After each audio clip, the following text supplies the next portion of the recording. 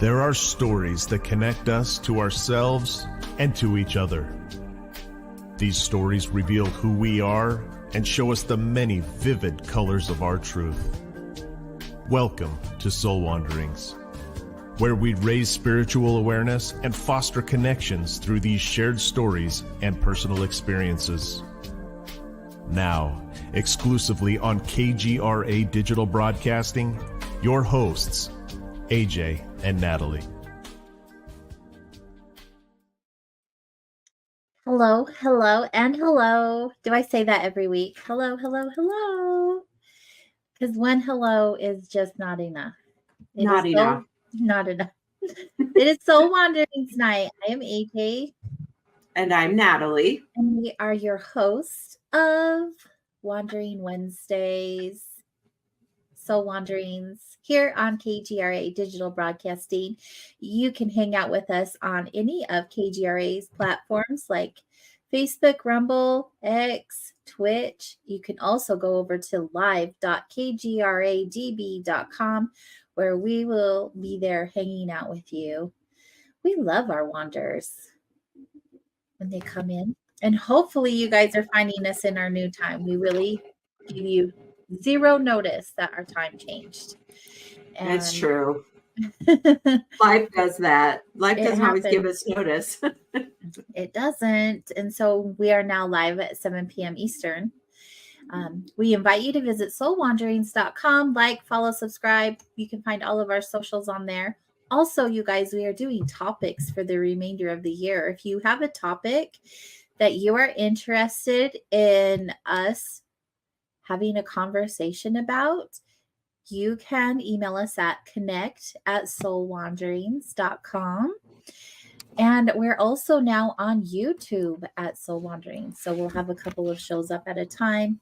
Then they go behind in the special members only area on KGRA DB. And if you want access to those videos as well as all of the other shows, you can use our promo code WANDERER to receive 30% off of your membership. It can be monthly or annually. Either way, you're saving money. We like saving the monies. Hi, Natalie. Hello. This week we're talking about etymology. Yeah, etymology. Etymology. That, don't confuse that with the other one that has to do with the study of insects. Entomology. Entomology is insect study, but etymology is essentially a body of knowledge or body of science that goes back and tracks the history of words.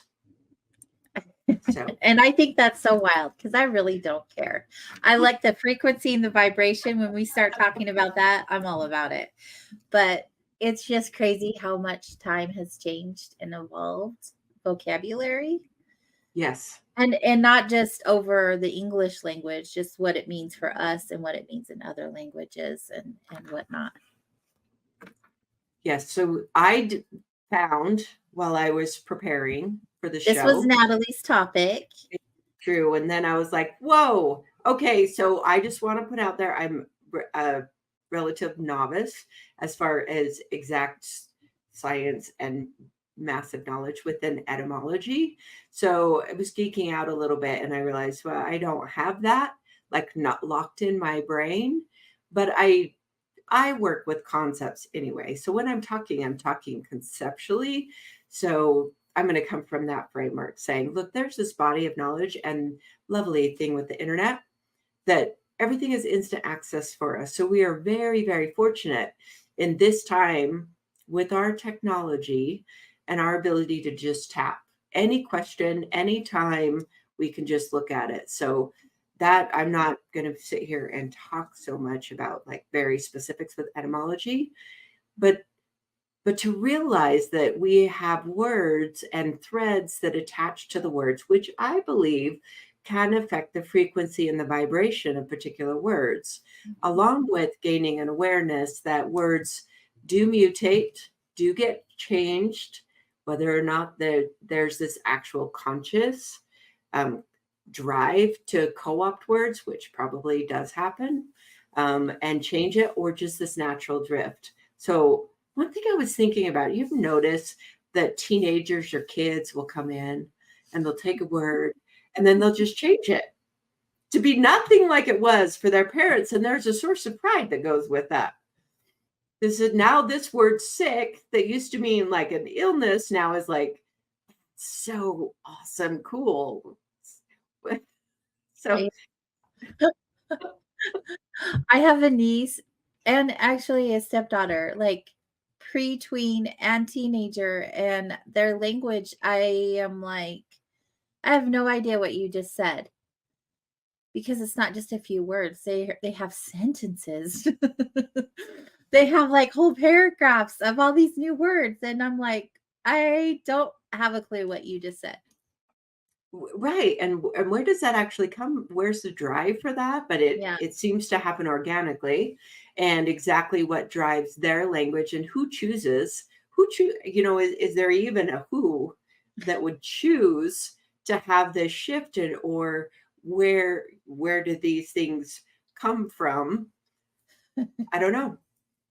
It's a fascinating thing in society to understand that these are natural occurrences and just happen naturally. Did I say that? See, you say hello a lot. I said naturally like 3 times right there. That's okay. Words, right? I just get really excited when we come on to Soul Wanderings Night and I'm like, hello. I'm so happy to be here. I think that's what that is. And also, we can get repetitious in our wording. Definitely. Oh, I know I say a lot. It's not even a word. Or because. I say because a lot because I feel like I have to explain, even though I don't have to explain anything, right? It's just like the sentence can be done and done. But because, it's ridiculous. well, it's interesting because when I was listening to, like I do often, different lectures so that I can continue to absorb the body knowledge known as the human design system and all the aspects of that. He was actually talking about that be cause, but he broke it out and it's like be the cause. And actually so this is an interesting thing to know specifically to you and your design, because you do have this particular channel that's called the channel of struggle. And it doesn't always have to be a struggle, but it could for people until they become more their definition. So a person with that particular channel is a warrior and has this energy and power to fight for a cause. So here you are, you can literally I like be that. the warrior for the cause that you struggle for. And knowing you, that's definitely an aspect that you bring to the table. So as we take words and we realize that there's history to words and roots, remember way back when I was young teenager, I actually really liked grammar and had a pretty good knowledge of that. And I still understand from that framework that I gained back then, verbs and adjectives and all the aspects of grammar, and understanding that Latin and Greek, we get a lot from our language. We get a lot from a lot of languages, actually, Old English, but there's so many languages that link back to Latin and Greek, and studying the suffixes and the prefixes of words to understand. When you break them apart, then it can give us language, or the breaking apart of that. That it's not the way everybody communicates, but it happens to be what I like. So I get a little geeky, I guess, about these things. I love it when you get geeky. Talk nerdy to me, Natalie. Okay, so Me, I love the nerd talk. It's for me all the way. I thought it was interesting because, go ahead. Were you going to say something? No, you go ahead. So you brought up the topic, and I was like, that's an interesting topic. And where I come from, the energetic or spiritual side, I thought, well, there's a lot of power in words. There's a lot of energy and frequency and vibration. Like, I definitely can come from it from that point of view. But let me learn more about etymology and see what it really truly means and how it feels. And I thought it was fun to see like the different languages. And I should have jotted some of these down, but how one small word ended up being a bigger word but meant the same thing, but was spelt differently depending on what part of the world you were in. And it just, there were just like all of these different ways and versions of one word and one meaning. And then when I went into more of like the spiritual aspect of it, just like looking at the word enlightenment meant like the meaning of it is in light mind, in light mental activity, right? So Mhm. enlightenment is your mind being, Less of a drag. yeah. And I just thought, wow, the words, they all have meanings, they have definition to what they are, just like spiritual. Spiritual means breath or soul, Right. signifying life, like breath of life. I didn't even know that. And I feel like I live in this world deeply. But when you start looking into not so much the definition, but the vibration of it, and like when you break it down, it's so cool to see what happens with the word and that how the frequency changes. Right. So when you talk about the frequency changing when you actually become aware Mhm. of the components of that particular word, then you so there's this aspect of being aware, and that was another word that I looked into because there were just a few that I wanted to be specific with. um, and that consciousness of awareness and knowing, and not that those two are the same words, but there's this aspect of as you become more aware, then you become more of within this consciousness, which is conscious. To be conscious is to comes from Latin, which is the calm, with or thoroughly, and the skyer, which is to know. So this is with that, it's to be to gain awareness. So as you become conscious with knowing, then you have this awareness. And then when you have this awareness, it's like there's a watcher in the mind and your body. There's two. And then this is what the human design talks about, that as you wake up, the passenger crystal, the crystal of consciousness, which is the passenger, isn't always awake. So, but to be awake is to be aware and have consciousness. And then you become the watcher, which lightens the mind and frees the mind from running the show, which is what we want to do. That's when enlightenment says, wow, they struggle less. Mhm. And this is this ability to, even with language, if you say, okay, well, let's start somewhere to gain an awareness and learn more about a language. And to learn is then to step into a place where then you can start walking it.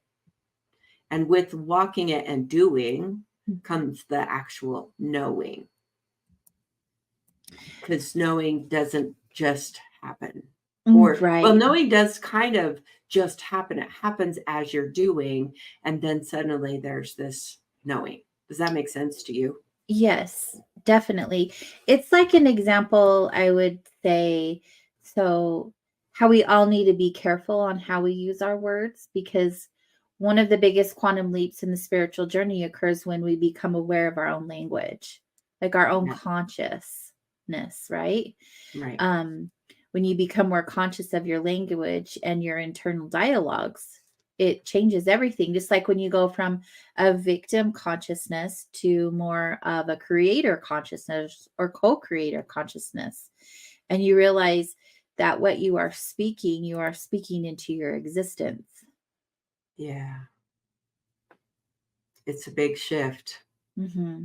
With that comes the responsibility, but responsibility really doesn't have to be a burden. It can be this place that said, well, I want to bring myself to the world. And in many ways, that's what living within the framework of human design offers, this ability to be a very unique aspect. Unique, not necessarily meaning special, but really meaning that you're really truly embodying the potential that your individual body, born at that particular time with the particular design and framework that's within each of us at birth, it's only potential. So we have to swim through this world that wants us to be not that potential. Mm-hmm. So the world conditions us to be not what we have the potential to be, and then we become homogenized, as they say, or like everyone else.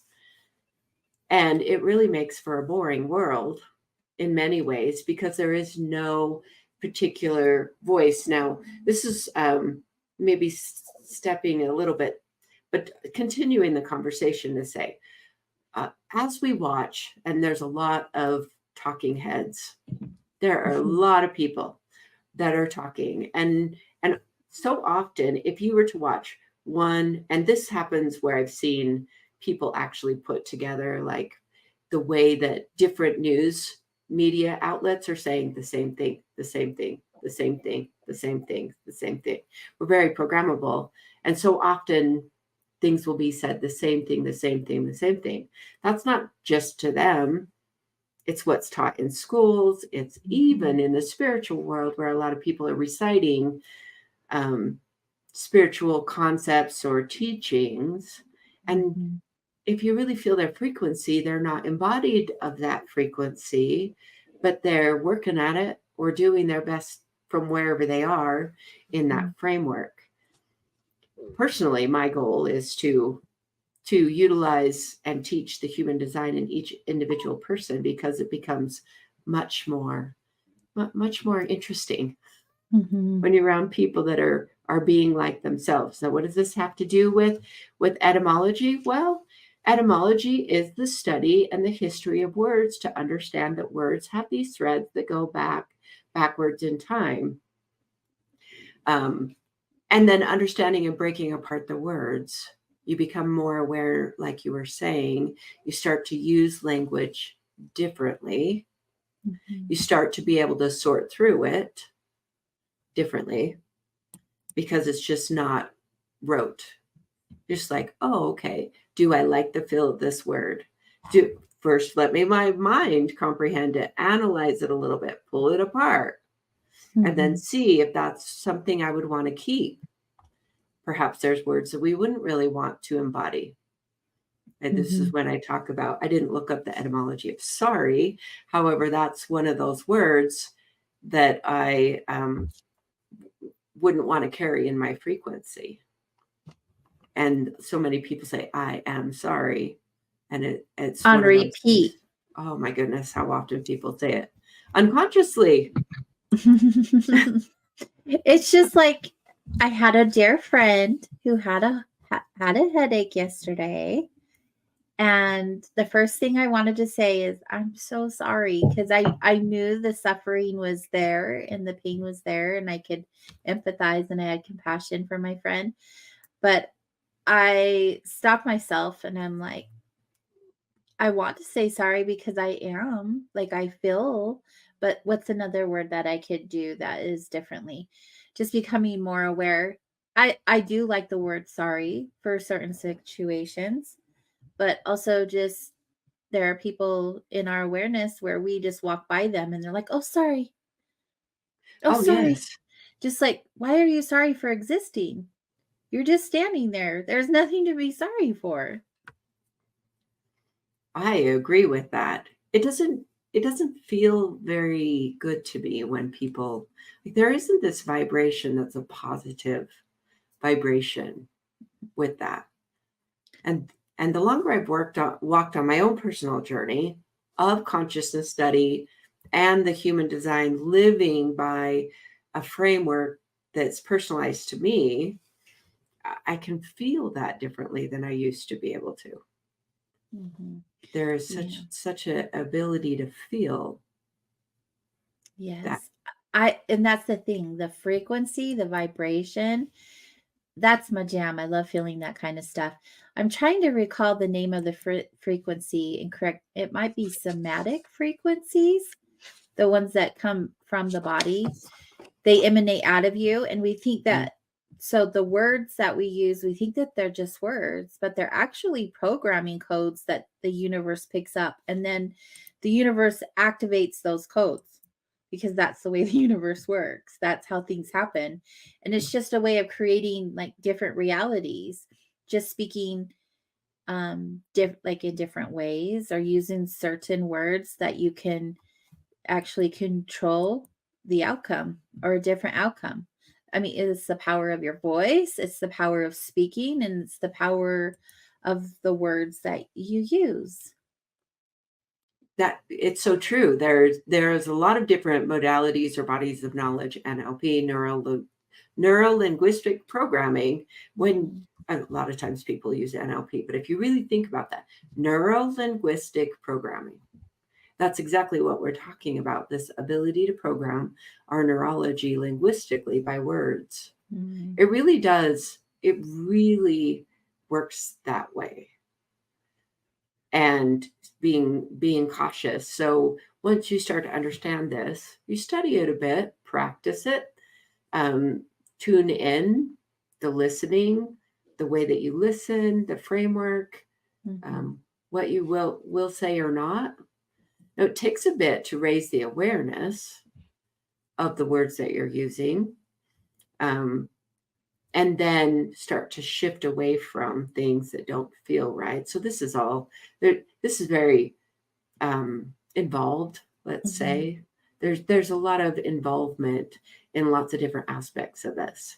One of the words that I did look up, that the etymology, and not to go all historically in it because I don't have that information, but to understand the word discern, which in Latin it comes from dis, which is off and far away, as in distance, and then cerne, which is distinguish, separate, or shift. Because I feel the skill, which is a skill, so a skill is something that we can build and takes practice.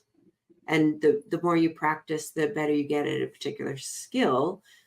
Discernment or discerning is an important skill to do these days because there really is so much propaganda. And that is in many ways just because it's so easy to spread things electronically these days and digitally these days. So this ability to discern and shift and so this off and away from the dis part is to push it away if it's something that isn't for you, and to discern through various aspects. To be discerning means that you are also willing to say that is not for me, which is an important aspect to do. That is not for me. Right. And also having the courage to do that. Yeah. A lot of us will feel it. We'll feel it in our bodies. We'll feel it in our gut, in our heart, in our mind, and still choose the opposite of what our body is telling us. Why do you think that is? It's a good question. Why do we do the things that we do? Well, most of it's been said. From my understanding, it's conditioning. Oh, So definitely. often People are afraid to be something that's not the norm, to dance to their own beat. Right. But each word has a frequency and it has a vibration, like I said. So some words are going to feed off of your energy, and other words are going to feed your energy. It's polarity. It's the science of spirituality and polarity. It just is. It's part of the physical world. It's also part of the cosmic world. It is so true. That I like the way that you put that. It reminds me when I've worked with people and I talk to people about relationships. Is that relationship additive or is it a subtractive relationship? And the willingness to say, to just consider that. For those of us within human design, those of us that are emotional, we need to consider it over a while before we just make an automatic decision to say, you're not for me. But we get clear over time to say, wow, that doesn't feel like it's really additive to my life, my well-being. What's the effect that I have after? This is something that I've had to face within my own life, that there's some times where because I'm so open and just so willing to help or assist or be with anyone, it sometimes is not for my own good because I don't have enough discernment, where I don't have this ability to just say, yeah, I'm not going to do that. And I find that I have this impact, especially in my own personal world, where I don't necessarily hold boundaries or enough to say that this is my time. This is not your time. So there's times like that to say, well, there's discerning. And I find that within my own framework, it's not that easy to just say, yeah, you're not for me. I'm not going to have this conversation right now. No, it makes you uncomfortable and it makes other people around you uncomfortable. Now, it has been said in the spiritual and cleanup world that we must get uncomfortable to move outside of our comfort zone. We get uncomfortable outside that comfort zone. Yeah, in human design, where I'm a manifester, that is just who I am, like informing people, and it does make them uncomfortable. And the things that I share, I just share with no like big meaning behind it, that when they have it, they put behind it. Do you know what I mean? And so Right. to me, it's just talking to you just like anybody else would be talking to me, yet they have emotional reactions around what I say. It's interesting how it happened. We're saying interesting a lot as another word because it I don't know what other way to explain it. I'm just talking, but there's always this big emotional reaction to what I say. Well, so within the framework of human design, when we start to understand our own particular form and function and the mechanics behind that, and then if we have an idea of the other person's mechanics, we can start to, it's not necessarily a troubleshooting of it. It's helps. An awareness where we say there's a person's form, and then there's everything that is not their form is their not self. So it's possible that people have a strong emotional reaction, could be an amplification of your emotional energy because you are emotional and you get passionate about various aspects, things that you're talking about, depending what it is. You carry this energy of passion within your framework. And then they take that in and amplify it. That could be kicked back. And if you understand that, then you say, well, okay, they're just kicking back mine if they're not emotional. Or if they're emotional, then they have their own emotionality about them and they're just doing their nature. And it really does help to understand this, just like in the framework of understanding words and the mechanics of words, like we were talking about, frequency and vibration are mechanics. They're energy mechanics. It just is. It's always there and doing what it does.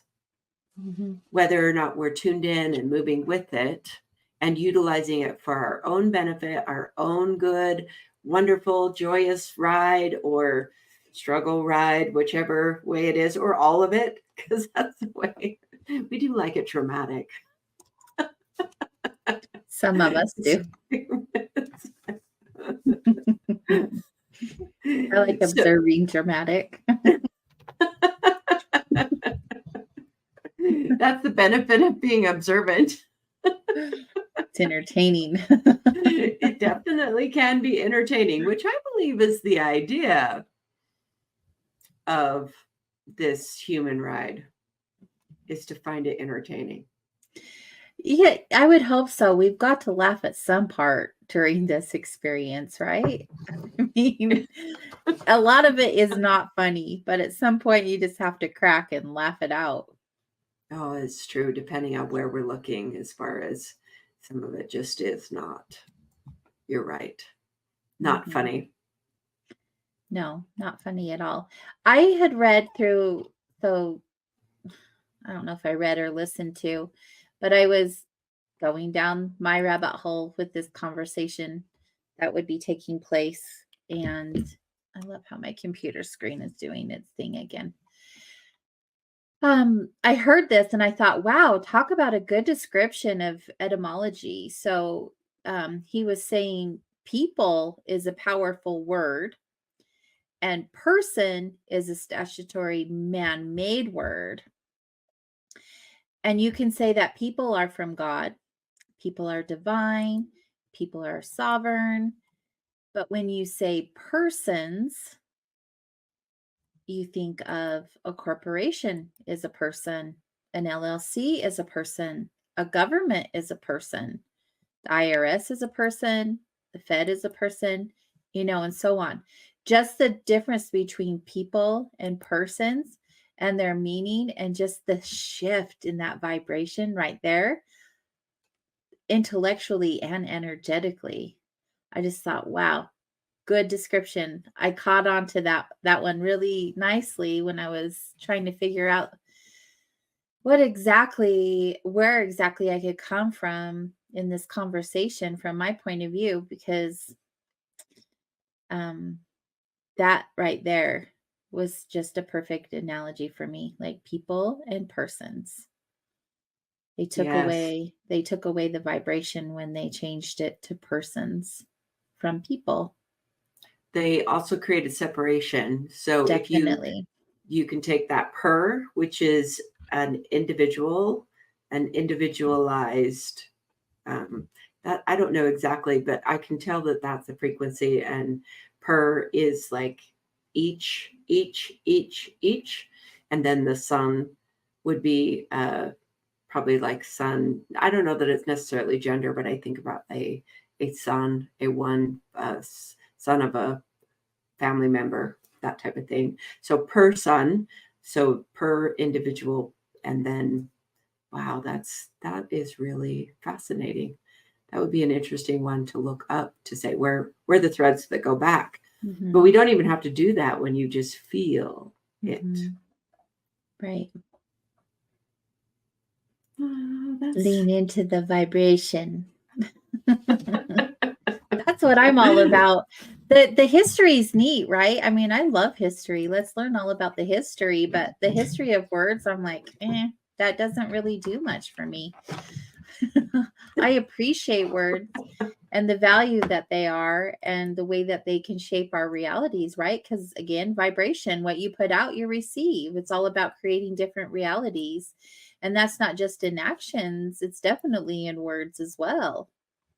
Yes, definitely. So one thing that I want to bring up as far as etymology is, as the people that study the history of words, the way that they can really truly study the history of words is through where they were written and exactly how they were, so where they were written, so that they can be tracked, what books, and where these things were documented. So it doesn't go back forever. It goes back through text and documented things. So when we take that and we bring it into frequency and vibration, we can bring in the concept that said, if a particular word was included in a text, what's all the rest of that text about? What's the frequency and the vibration of a particular book, bodies of works that was done?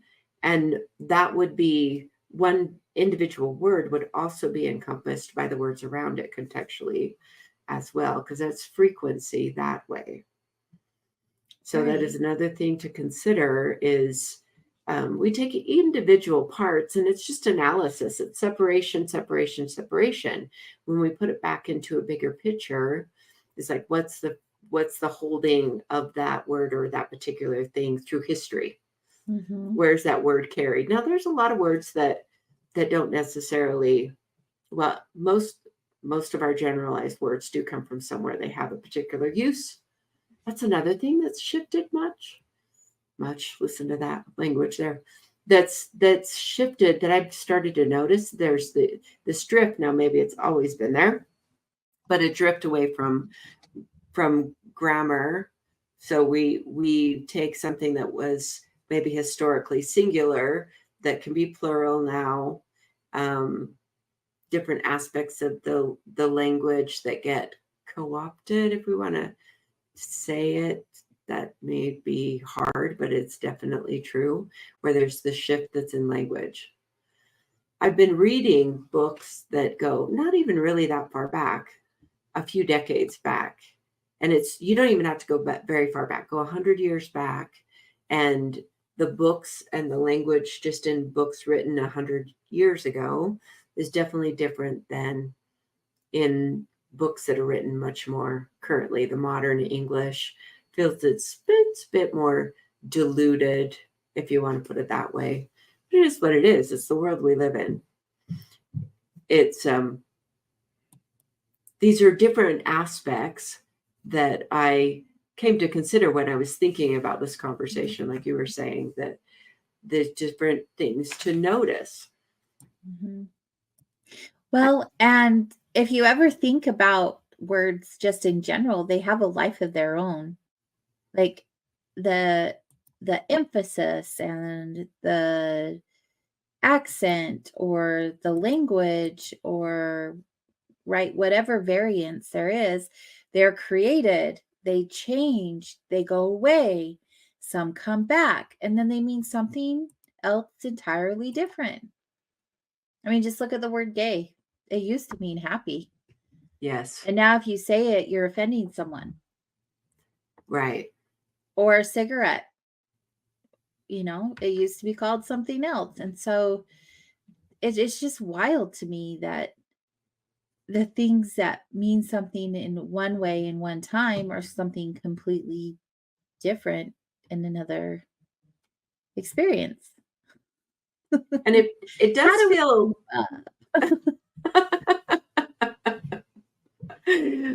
I'm actually not sure that we get to choose. We don't really get to choose it. How would I want to say that? We are in this ocean, neutrino ocean, in this vast society that has its own currents.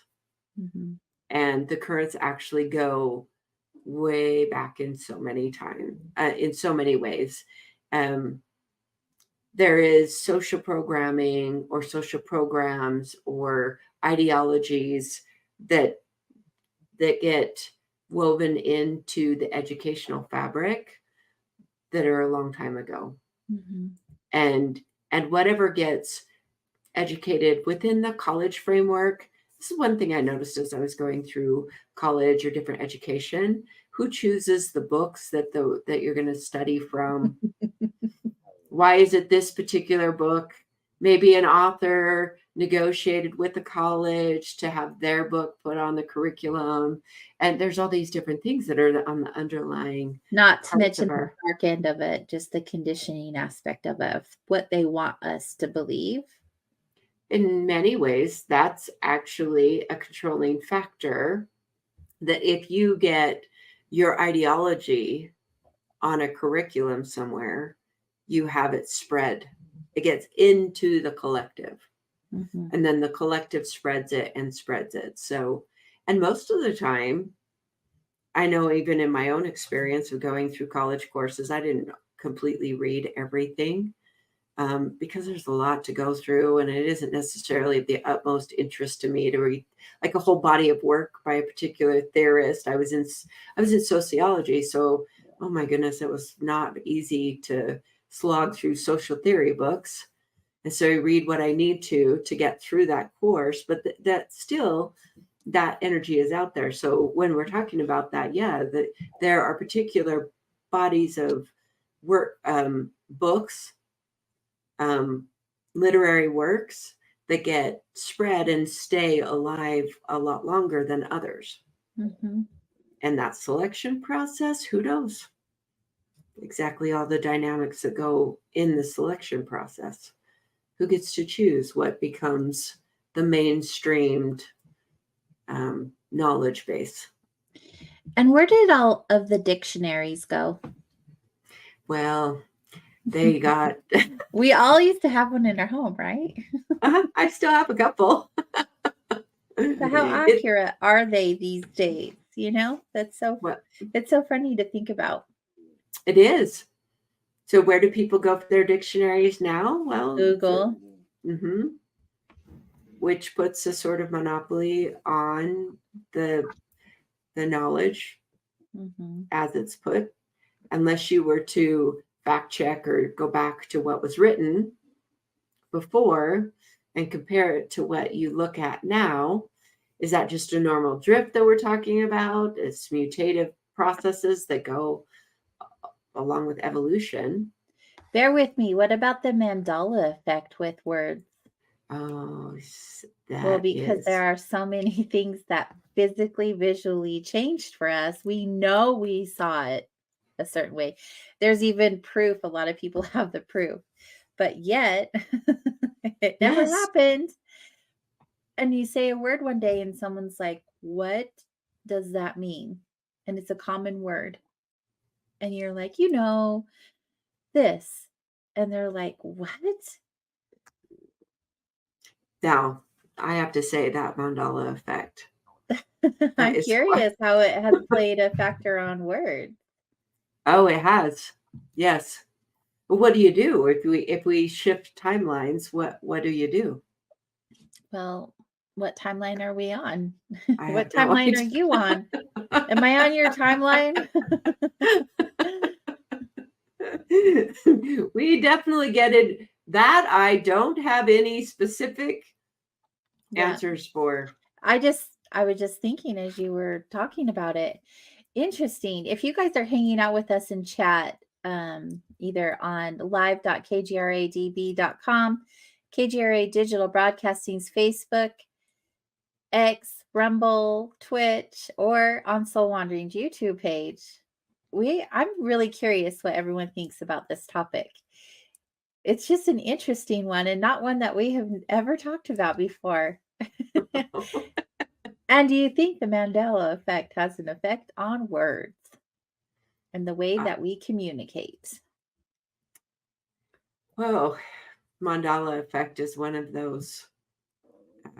That's a whole other topic. Maybe we can add that to the list. That I definitely have to do. It's a fun one. I see so many videos of people sharing like Fruit of the Loom, right? They're sharing their t-shirts with the logo with the cornucopia and other people don't have it. And they're telling us we're crazy. But we have proof.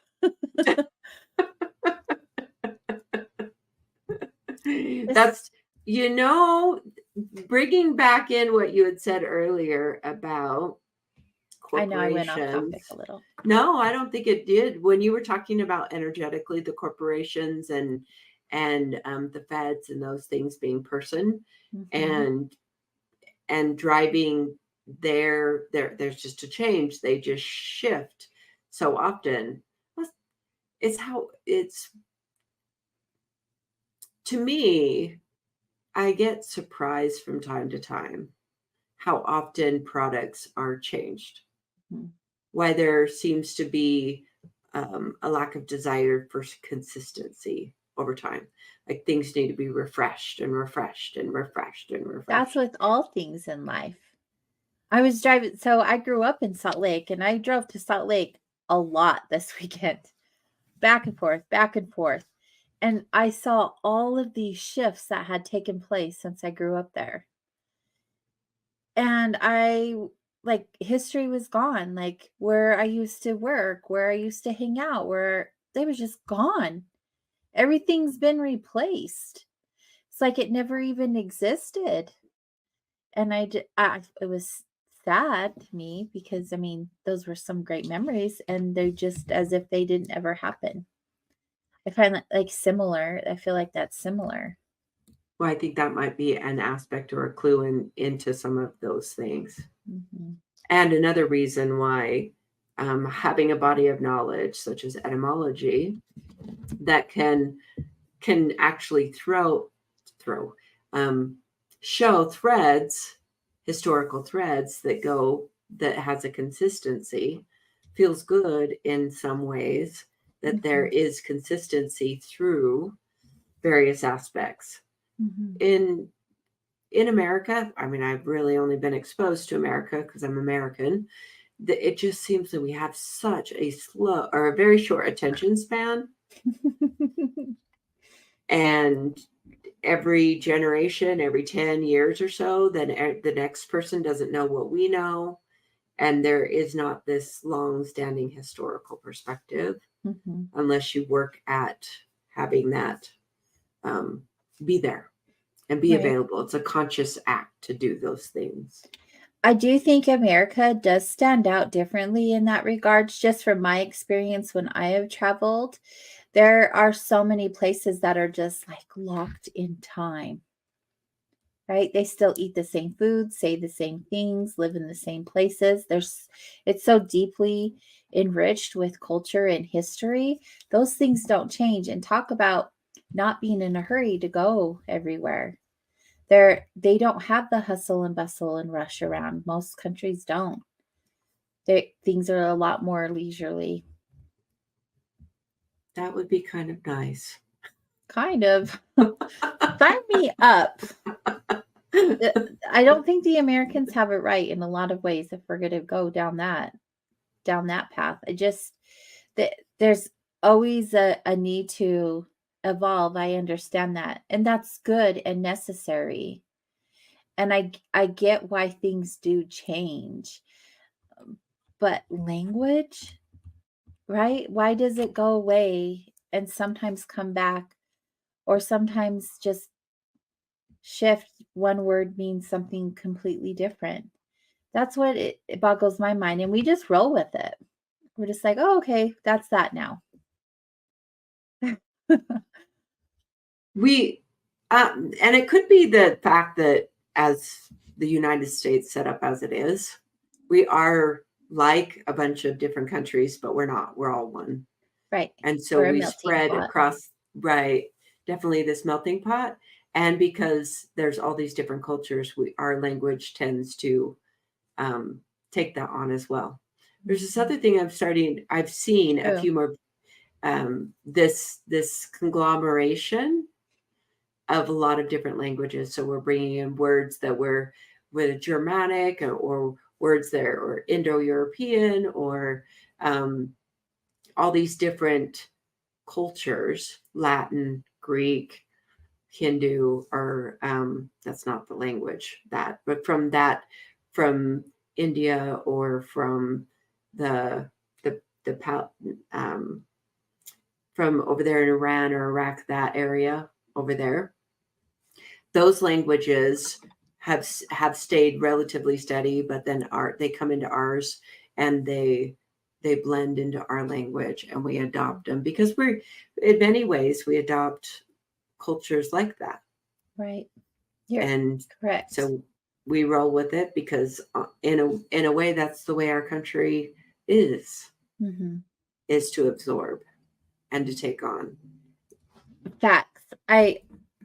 It's a nice way to look at it. It's a good perspective. I agree with that. What is your favorite word? Do you have one?